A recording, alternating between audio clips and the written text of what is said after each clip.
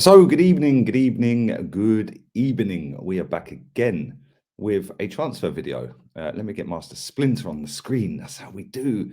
But we are going to talk about Dusan Vlahovic. I'm getting kind of bored of talking about this fellow, and it's getting to the point where I don't even want him. Sick and tired of it, of like the fake hype, the fake buzz.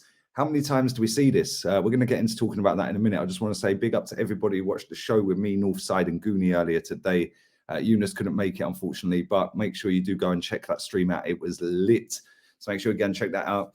Tomorrow, I'm live with Matisse in the afternoon. I'll then be live on here with probably a press conference reaction. He hasn't done a press conference yet. He's still hiding.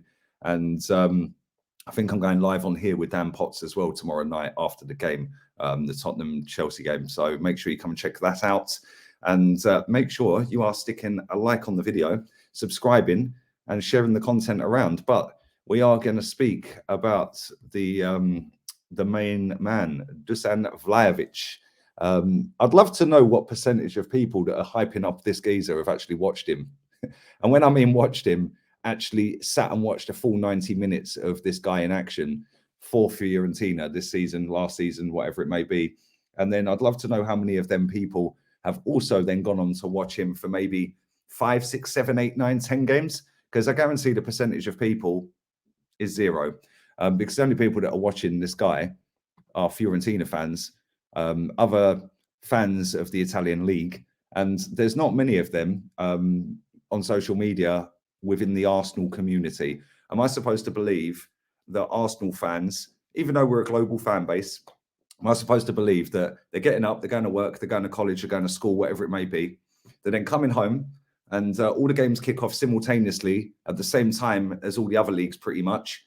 And I'm supposed to believe that they've got a million screens up, and they go, "Oh yes, let's watch Dusan Vlahovic today. Oh, I can't because I want to watch this guy and I want to watch that guy. Oh my God, I'll pretend," because that's pretty much what everyone does. And listen, the clips that do the rounds will always make a player look great because nobody ever puts clips out of a player doing bad. Let's be real. And if they do, it's just a trolling one of another club. So they're few and far between. But I've seen video clips of Yaya Sanogo looking good, Shamak looking good, Bentner looking good. So we need to slow down a little bit here, because I remember back in October, we apparently bid for this guy. Really? Okay, mate. Well, we're now sat here on the 11th of January at 9:10 at night in Spain, and he still ain't here, mate. So what's that all about? Atletico Madrid in August put a bid on the table of 50-odd million euros. They rejected it. They wanted 70 million euros, apparently. That was according to goal.com back in August. You can Google it. You can find the article because I've done a lot of research on this fella. So they wanted 70 million euros, which is about 60 million quid. They wanted that back in August, but now apparently they want more. And apparently the full package for this guy is going to be 150 million. Yeah, agent fees, big wages, pay the money now, get him. Way sounds good, doesn't it? Fact and reality is he ain't ever signing for Arsenal. So forget it. Let's forget it. And this channel is not going to gas up anything.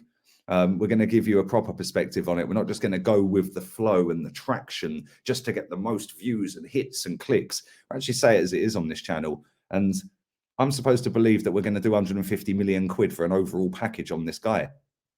Interesting, because that's literally £3 million less than we did on Mesut Ozil in 8 years, with all the fees for his agent, the fee to Real Madrid, the fee for his wages, the exposure of commercial side of things with image rights, etc., and bonuses. We did 153 million on Mesut Ozil, and I'm supposed to believe we're doing 150 on a kid.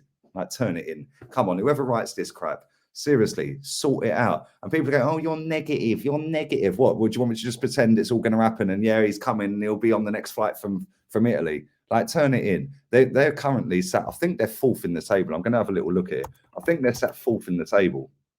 And he is their top boy. He is the top goal scorer for them. They're currently set seventh. I lie. They're seventh.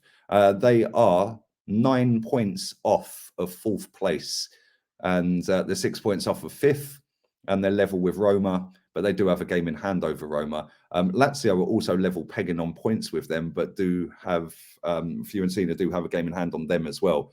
So at the end of the day, they're kind of in a top 4 race, although saying that Atalanta have a game in hand as well. If they win that, they're well clear. So maybe they will sell him. I don't know. But let me just say this. 150 million pounds, no. He's literally got 18 months left on his contract, right? He's not going to leave for 150 million for a whole package. If you think about it, we paid 72 million for Pepe, or we're paying 72 million for Pepe. If he's on 100 grand a week for 4 years, that's 20 million quid, right? There or thereabouts. So that's 90 mil. What, we're paying an extra 60 mil on top for this guy? Like, I don't see it. I don't get it. It's all paper talk. It all sounds great. Every single transfer window that comes around, and I'm sure it happens to other clubs, every single transfer window that comes around, there is always a player linked to Arsenal repeatedly, that we never sign. Jan and Villa, Nuri Sahin. We could take it all the way back to the old school. Who else was there? Oh, yes.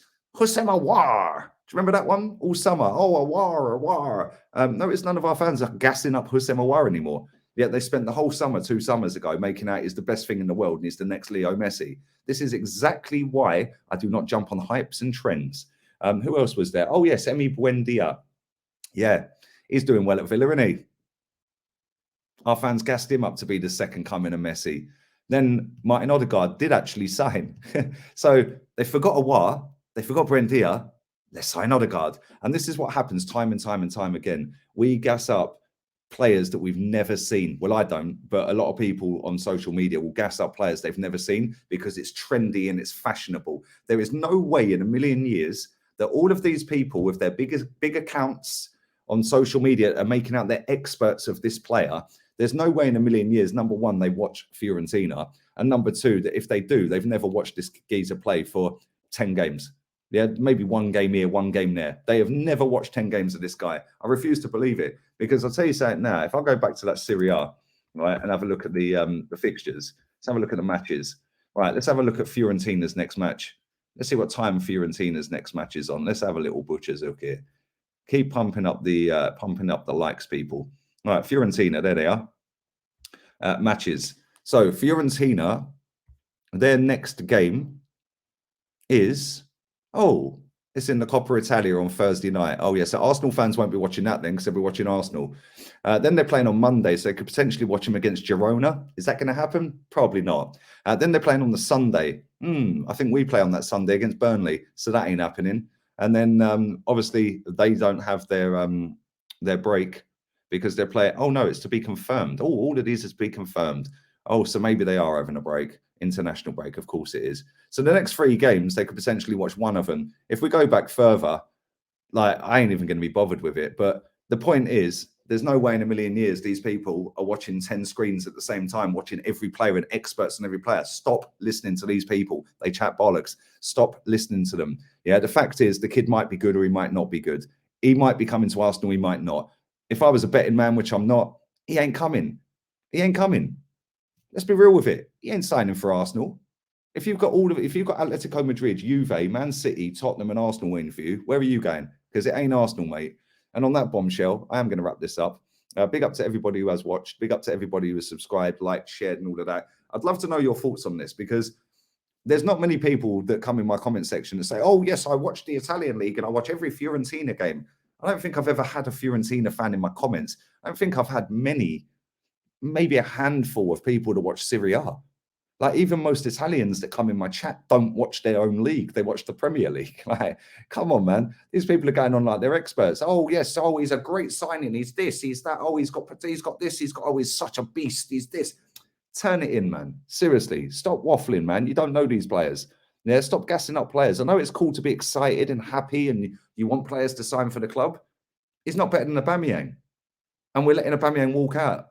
Oh, but he's 32, Lee. He's washed up. No, he ain't. The manager's washed. Anyway, I'm going. Have a wonderful evening, people. And don't forget, tomorrow I will be back with Matisse, 1 o'clock on his channel. Type in MAH. You will find it.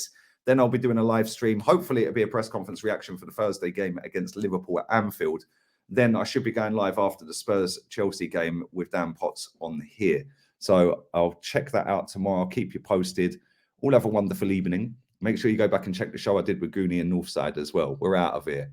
Arteta fuera.